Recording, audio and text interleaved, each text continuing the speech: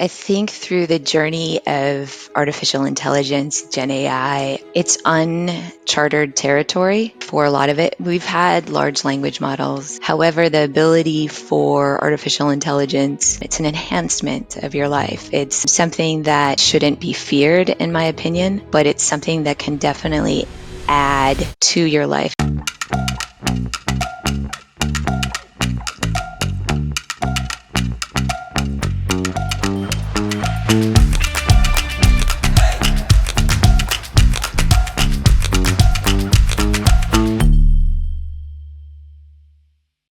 Welcome to this week's As Unexpected podcast, when we talk to C-suite executives, entrepreneurs, and philanthropists about how they lead into the future when the future generally goes as unexpected. I'm Scott Marshall, your host, and my own professional experience has made me a believer that it's not how you show up when all goes as planned, but it is how you show up when things go as unplanned. Given all of their experiences, each of our guests has become very attuned to the fact that the future is not to be predicted. My hope is that this podcast can help all of you become better leaders by building the core leadership capabilities for leading in an uncertain world.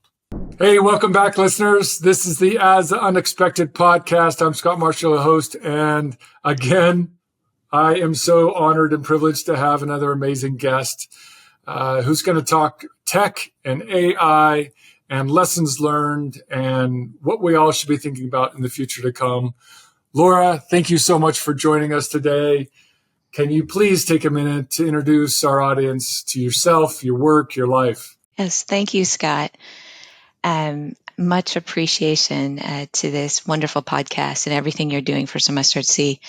And my name's Laura Hugill Belken, and I'm an alum of Semester at Sea from spring of 98 and then also spring of 2003. So I lost 2 days of my life as we sailed around the world. Professionally, I have had experience in higher education as assistant dean at Marquette University, as well as a pretty in-depth career in the tech space, mainly in healthcare, working at Mayo Clinic. And then also currently I am working at NTT Data, helping lead their artificial intelligence practice in Medicare and Medicaid. Well, say that last bit one more time. NT Data, artificial intelligence, Medicaid and Medicare. What is that?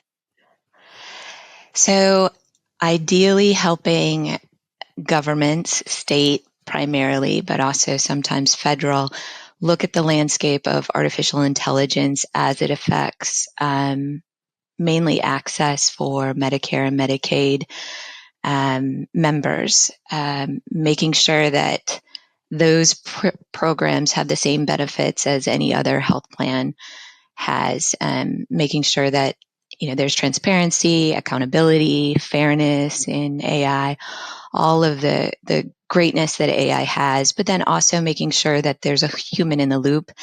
And I like to say there's a human kindness in the loop, like there's a humankind to AI. I think that that's really where artificial intelligence and Gen AI can benefit and serve sometimes individuals that might not have access to the greatest healthcare. So that's what I do. That's what I love. I've been working in the healthcare IT space for about 10 years. And prior to that, I worked in higher education. I've always been fascinated by tech. I can remember in second grade, I wrote my first computer program, and it was just like this magic box, right, Scott? And the box didn't know that I was a girl, didn't know that I was poor, didn't know that I grew up on a farm. Like, it was just there, and it was dreams. And I see it like another one of my dreams was Semester at Sea. So I feel like the combination of tech and Semester at Sea are just two of my loves. So I'm very honored to be on this podcast. That's very cool. So, short story, I grew up on a farm, very limited resources as a family, and I did not find computer programming of any interest whatsoever. So kudos to you. I'm so glad in the world there are people like you who just are attracted to it, and it's attracted to you, and you bring that richness to the work. So again, the title of this podcast, As Unexpected, life unfolds not as we expect. It unfolds as we don't expect. And it is how we show up for ourselves in those frequent moments, and how we show up for others. And I'm guessing, given that you've spent time in higher ed and healthcare and technology wrapped around it all, and now in the world of AI, you've run into many unexpected occurrences, events, projects, people. Can you share with our listeners a story or two about some things that went awry or at least unplanned? Sometimes they can be positive outcomes, but love for you to share a few stories. Yes, there are many, many opportunities or failures or opportunities. We'll just say it like that. One of the first opportunities early on in like my leadership career was just the ability to become a passenger, to become a traveler semester at sea. So I had tried to become a student on semester at sea for about 2 years. I'd gone through a bout with cervical cancer. I had failed many times. I transferred Scott 10 different universities in 10 years. Whoa. Um, yeah, so I know a little bit, like when I was hired at Marquette, I know a little bit about the transfer realm. um, Indeed.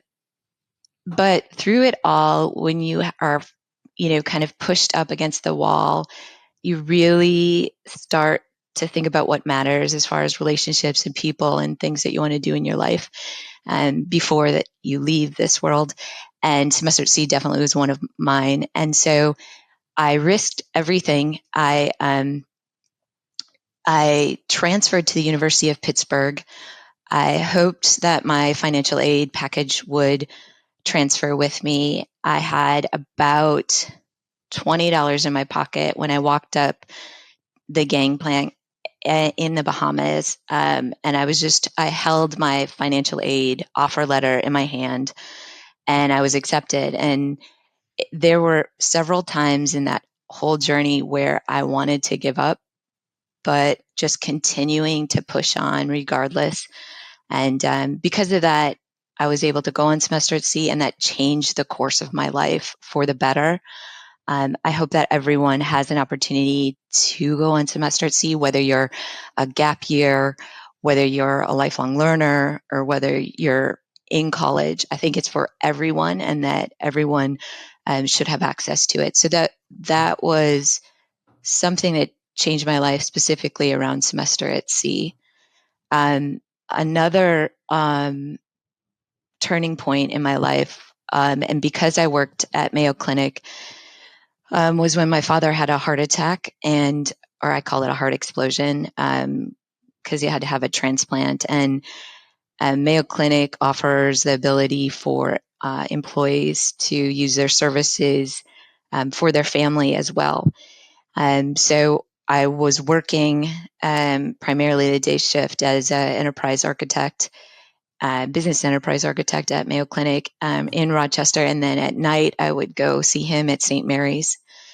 And just to see healthcare in that realm, and to see the amazing talent and the amazing caring that comes out, the humanity that comes out, it's challenging. Anyone who's out there listening to the podcast and their caregiver has parents that might be aging, or you're providing support for loved ones, it's hard. So during that course, I actually kind of pivoted and started working more at home, and kind of reevaluated where I was in life, and started my own business called Belken Consulting, and put my own shingle out there.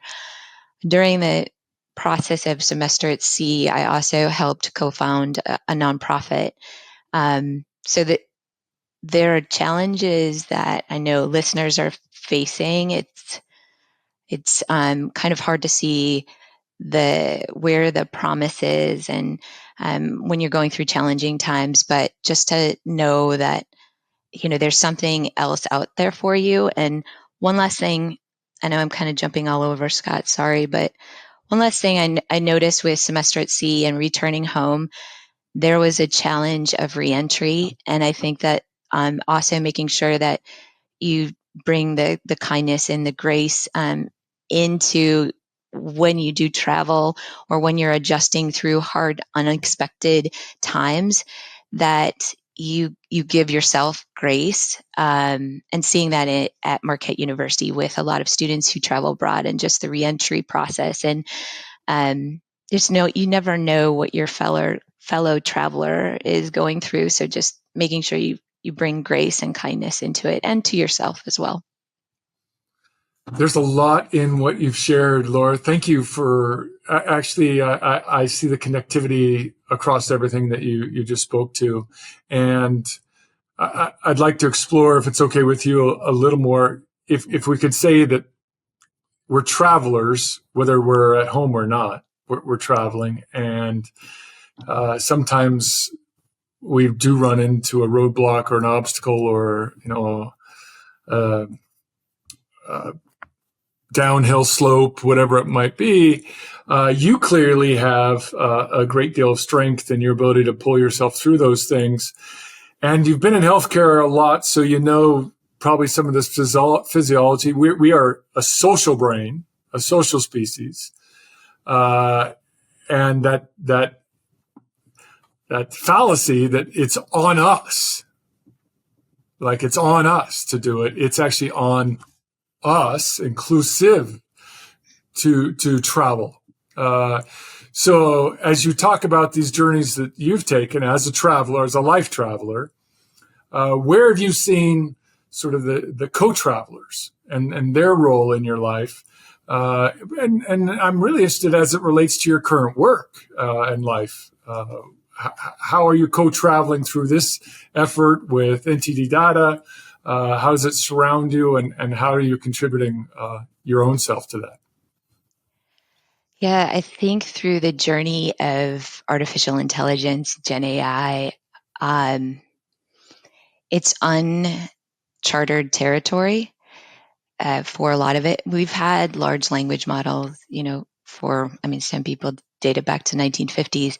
However, the ability for artificial intelligence, and this is my personal belief, the artificial intelligence is more it's an enhancement of your life. It's something that it shouldn't be feared, in my opinion, but it's something that can definitely add to your life. It's an enhancement. The the journey of artificial intelligence right now, once again, in my opinion, it's lacking the regulation. So there's this tech that's moving extremely fast, Scott, and amazing. Like right now, today, Ignite for Microsoft is just launching all of this information that they're coming up with their own computer that's AI enhanced. So, they're really trying to go to market with a lot of artificial intelligence, whether it's hardware or, software as a service.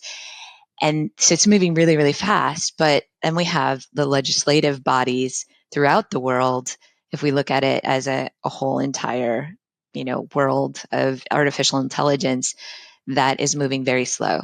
I mean, the EU has a few acts. The United States had the executive order in 2023. And then we have this little area of where NIST and a few other players are trying to kind of capture how we can make sure that AI has that humanity in it, how it has the fairness, how it has the accuracy, how it has the safety, how we make sure that we're not biased. Like, there's so much capability. And this might sound very elementary, but I kind of consider it, I have two kids. There's like parenting that's involved in it. Like, you have to make sure that you um, intentionally provide guidance around these large language models and what you're doing with them. You can't just let it go and hope it does its thing. So parentally, I say that to kids, like, there's parenting involved with LLMs. I probably might get a lot of backlash for that statement, but that's how I've seen it a lot. It's a wide open area, and it's really exciting. It's really exciting. So I actually appreciate the parenting analogy, and I'm not nearly immersed in AI as you are. I am a parent like you are. And, as a parent, we really want this thing to grow into itself, but we want it to grow into itself with a foundational set of values that we hold dear.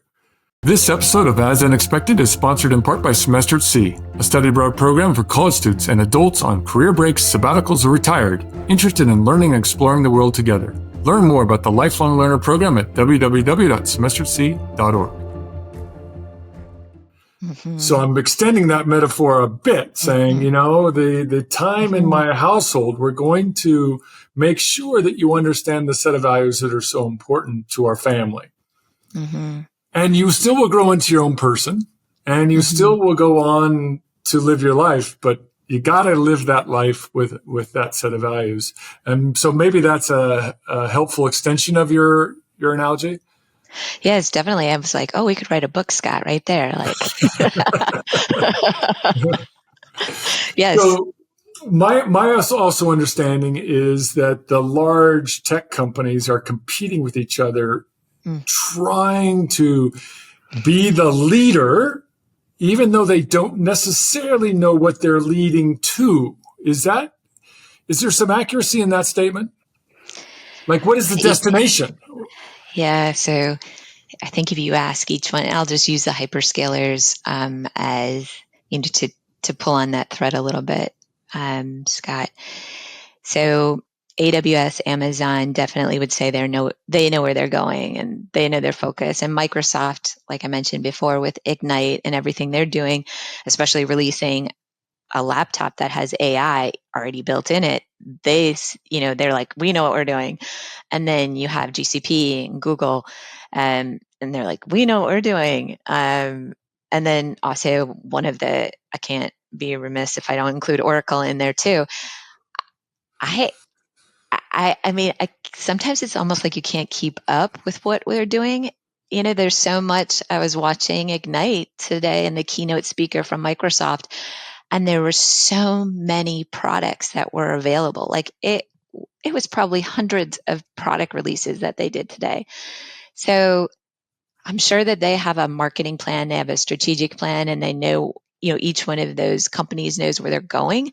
But sometimes it's hard to digest the speed of technology that is, coming at us, being bombarded, and to know what is really valuable to us at this current time or valuable to the company that you work with, and how do you evaluate that process? Because it's all new technology. It's not like there's a playbook out there for this.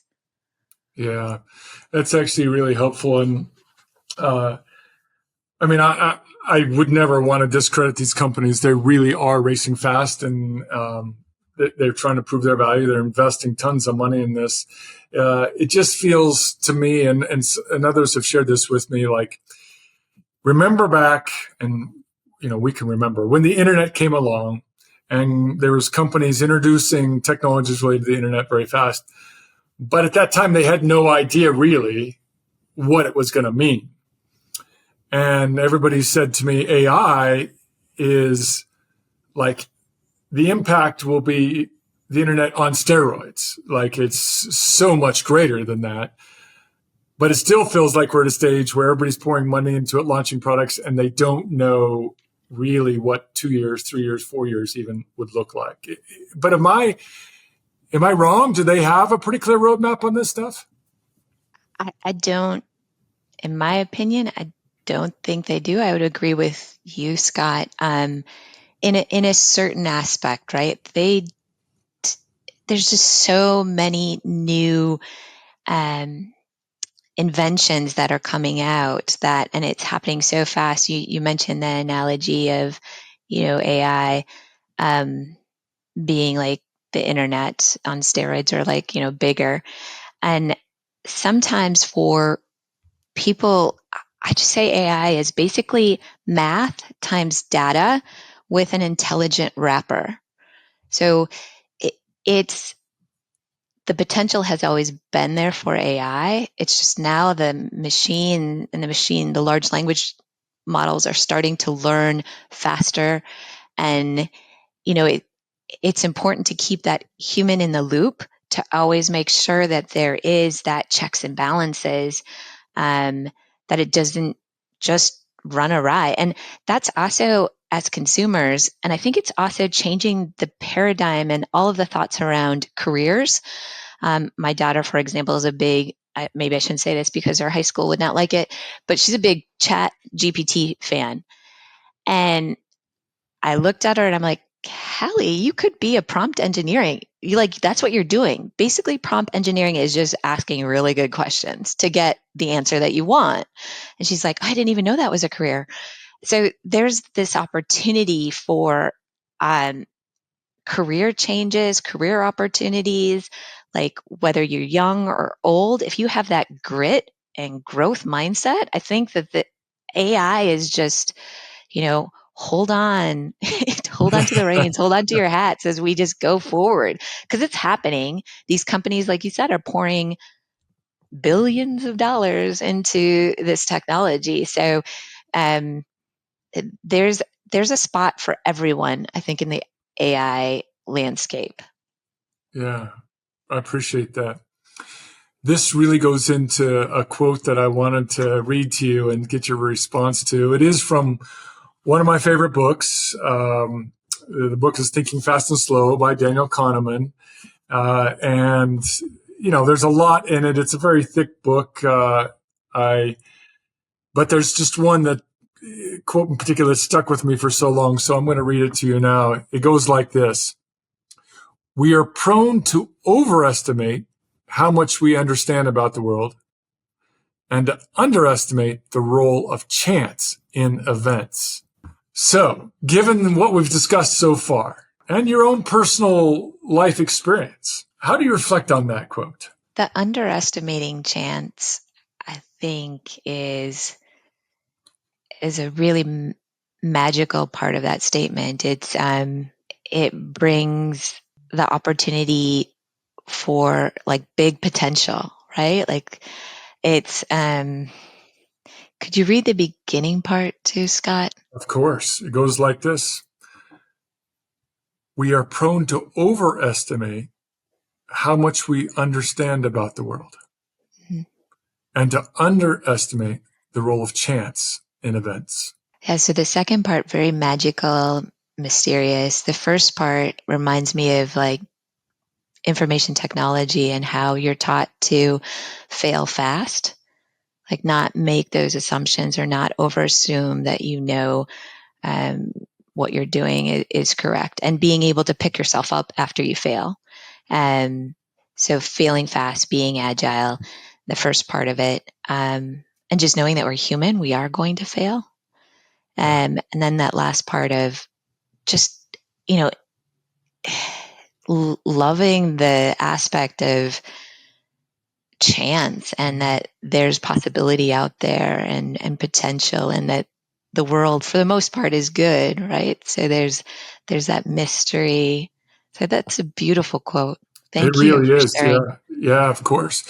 Yeah, I can tell you as someone in my current role, overseeing a small organization that has a deep history, there's a couple things I take away from it. Number one, I will do everything I can to deny myself any kind of hubris, any type of overconfidence and how I show up for my team or how I show up for the organization or show up for alumni. And I think humans can oftentimes get captured by their own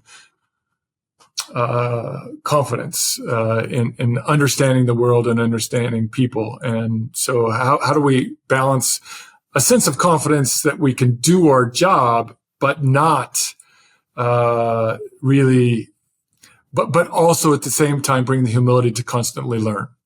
And I love what you said about the second thing, and that is, hey, sometimes there's luck. It can be good or bad. like a massive amount of the world is actually determined by large, unpredictable events. And it's how we show up for that, right? It's how we learn from it. So it is a beautiful quote, actually, for a neuroscientist, a psychologist. It's pretty good. Yeah. So, Yeah. Laura, this is a great transition point to bring this to a close. You've had this amazing life experience. We're both farmers, heart and soul, right? So, what's that one piece of advice you would give to any young adult or any human right now, but maybe focus on young adults? What would you like them to walk away from this podcast with? I would say be humble and kind. And that's, definitely a country song. But my dad would always, as a farmer, I remember him saying that just be humble and kind, and hold on with that grit and growth mindset as we launch through this next stage of technology. Yeah, love it. You got that farming root in you for sure. Farming communities, people don't know this, but small farm communities survived on kindness and grit. Mm-hmm. Absolutely. Love it. Laura, this has been a pleasure. Thank you for taking the time today. It was so great to spend this half an hour with you, and hopefully we'll see each other again in person next time. Yes, Scott, thank you. And thank you for all you've done for Semester at Sea. You took us, like I mentioned before, through some really rough seas. And as an alum, I was just so thankful that you were there at the helm and that Semester at Sea is still available and it's out there for anyone to participate in. So thank you again for taking us through some pretty rough times. Yeah, I bet. The future's bright. Yes, it is. This episode of As Unexpected is sponsored in part by Semester at Sea, a study abroad program where students visit 10 countries on 3 continents, all while taking 3 to 4 college classes through Colorado State University. See course offerings and upcoming voyage itineraries at www.semesteratsea.org. Thank you for joining this week's episode of the As Unexpected podcast. The viewpoints and opinions of featured guests do not necessarily represent those of the Institute for Shipboard Education or Semester at Sea. Hit the like button, share it with your colleagues, family, and friends, and remember, be curious, be compassionate, be courageous. That's what it takes to lead as unexpected.